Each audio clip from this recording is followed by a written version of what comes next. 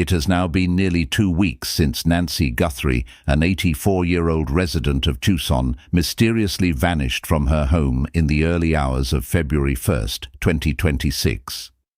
Despite intensive searches, law enforcement has yet to locate her, and the case continues to puzzle authorities. Adding complexity, reports have surfaced suggesting possible tension between local law enforcement and federal investigators, raising questions about how the investigation is being coordinated.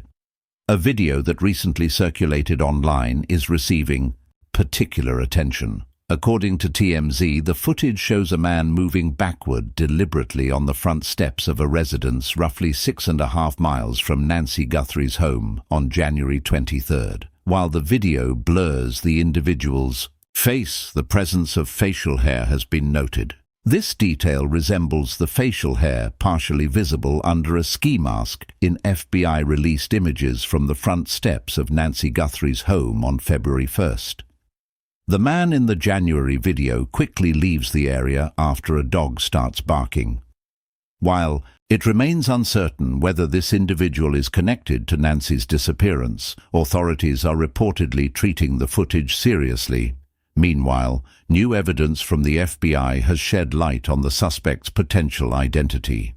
Surveillance images released earlier this week show an armed person wearing a fully loaded backpack at Nancy Guthrie's front porch around the time she vanished. The backpack is a 25-liter Ozark Trail hiker pack, exclusively sold at Walmart. This could provide a crucial lead, as investigators may be able to trace where and when such packs were purchased. The FBI has also provided a physical description of the suspect for the first time.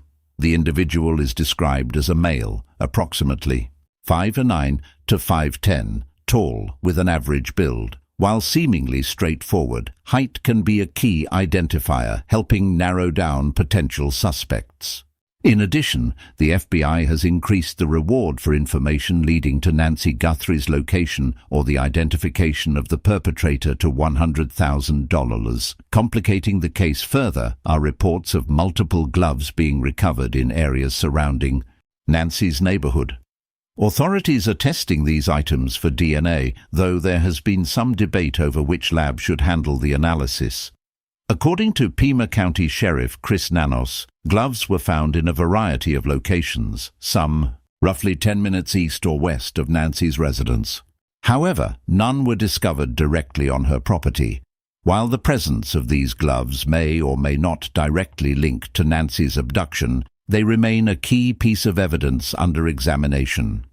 Sheriff Nanos has also called on the community for assistance, requesting neighborhood surveillance footage from January 1st through February 2nd, 2026, in the vicinity of East Skyline Drive and North Campbell Avenue. Officials are asking residents to provide recordings showing any vehicles, pedestrians, or suspicious activity. The goal is to gather as many leads as possible in hopes of identifying the individual or individuals involved in this disturbing incident. The investigation is ongoing, and the urgency grows with each passing day. Authorities continue to examine every clue, from surveillance videos to physical evidence, to track down Nancy Guthrie and understand the circumstances surrounding her disappearance. With multiple agencies involved and new leads emerging daily, the case remains fluid and complex. Rehook. But the story doesn't end here. In the next segment, we'll uncover a major new development, a crucial piece of evidence that could bring investigators one step closer to identifying the person behind Nancy Guthrie's disappearance. As the investigation into Nancy Guthrie's disappearance deepens, law enforcement continues to release critical pieces of evidence aiming to identify the person or people responsible. Among the latest developments is the FBI's release of images depicting the suspect's backpack. Authorities say the individual seen on surveillance video at Nancy's front porch on February 1st carried a 25-liter Ozark Trail hiker pack, exclusively sold at Walmart. The backpack appeared fully loaded, though it remains unknown exactly what items were inside. This detail could prove vital, as investigators may be able to trace purchases of this specific model to narrow down potential suspects. Alongside the backpack, the FBI also issued an official physical description of the suspect. The male is estimated to be roughly 5'9" to 5'10" tall, with an average build. While height may seem minor, it can help rule out many people who do not fit the description, streamlining the search. In addition, authorities have increased the reward for information leading to Nancy Guthrie's location or the arrest of her abductor to $100,000, signaling the seriousness and urgency of the case. DNA evidence is also playing a key role. Multiple gloves reportedly found in the vicinity of Nancy's home are now being analyzed. Some were discovered as far as a 10-minute drive from her residence, both east and west, though none were located directly on her property. Sheriff Chris Nanos emphasized that the family has fully cooperated with the investigation, responding to every request from authorities. Still, the origin and significance of the gloves remain unclear, and experts caution that DNA evidence exposed to the elements can be difficult to interpret. To gather additional leads, law enforcement has launched a new request for neighborhood surveillance footage.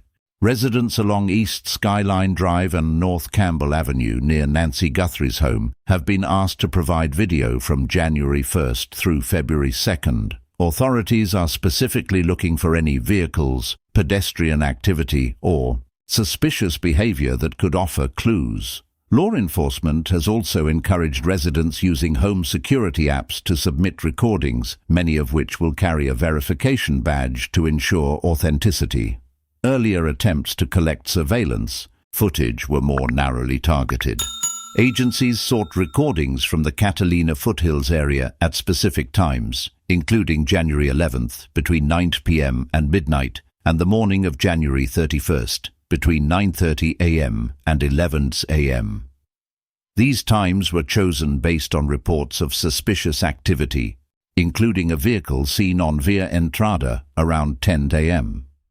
Investigators hope that compiling video from multiple sources will create a more complete picture of the events leading up to Nancy's disappearance.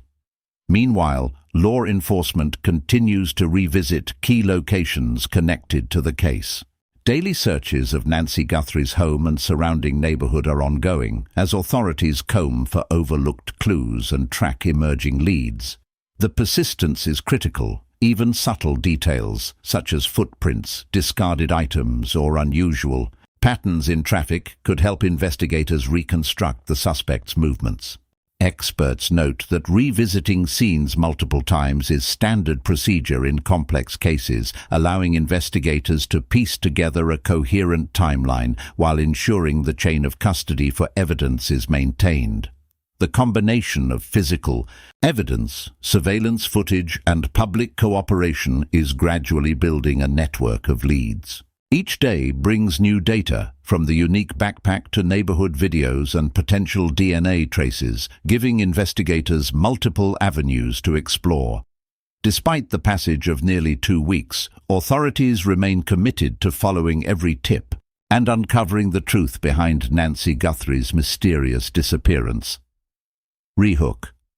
But as new evidence emerges, a startling report suggests tension between the local sheriff and the FBI, a development that could complicate the investigation further. In the next segment, we'll reveal the details of this high-profile conflict and what it means for the search for Nancy Guthrie. As the search for Nancy Guthrie stretches into its second week, attention is no longer focused solely on the suspect. It has also shifted toward the agencies investigating the case. A new report has raised serious questions about whether there is friction between the Pima County Sheriff's Department and the FBI, potentially complicating an already high-pressure investigation. A Reuters article, citing an anonymous federal law enforcement source, claimed that Sheriff Chris Nanos had restricted the FBI's access to certain key pieces of physical evidence. According to the report, the FBI allegedly requested items, including gloves recovered near Nancy's neighborhood, to be processed at the Bureau's crime laboratory in Quantico, Virginia. However, the article suggested that the sheriff preferred sending the materials to a private forensic lab in Florida instead. The unnamed source claimed this decision may have slowed the FBI's ability to assist fully in the case. The article also hinted at earlier setbacks, but did not provide specific details. Because the source remained anonymous, the report immediately sparked debate and speculation about whether internal disagreements could be affecting the investigation's progress. Sheriff Nanos responded quickly in interviews with local media, firmly denying the claims. He described the Reuters story as inaccurate and said it did not reflect the reality of the working relationship between his department and federal authorities. According to Nanos, his office has a long-standing partnership with the Florida-based lab, which has handled DNA evidence for the department for years. He further stated that the decision to use the private lab was strategic, not obstructive. In his explanation, the FBI initially suggested sending only a small portion of the recovered gloves for testing. Nanos said he preferred sending all of them together to one facility that already had the relevant DNA profiles and markers on file. According to him, federal investigators agreed with that approach. Another notable detail: while reports suggested that approximately $200,000 had been spent on the private lab services, Sheriff Nanos clarified that the lab was processing the evidence pro bono, meaning free of charge, in this case. Despite the sheriff's reassurances, some critics remain skeptical. A former high-ranking member of the Pima County Sheriff's Department publicly questioned whether ego could be playing a role. The former official suggested that high-profile cases often bring intense scrutiny, and leadership style can influence how agencies collaborate.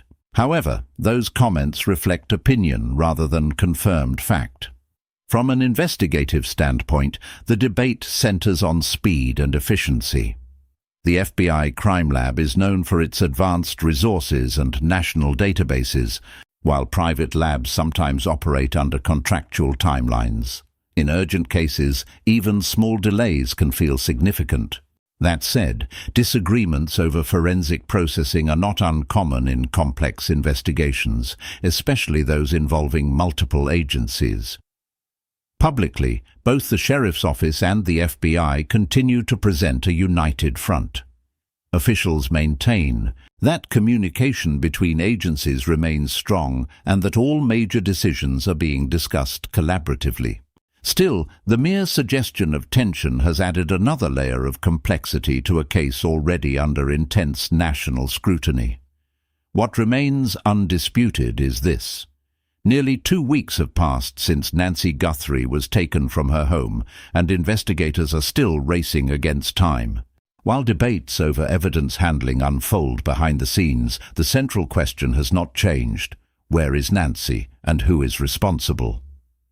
Rehook.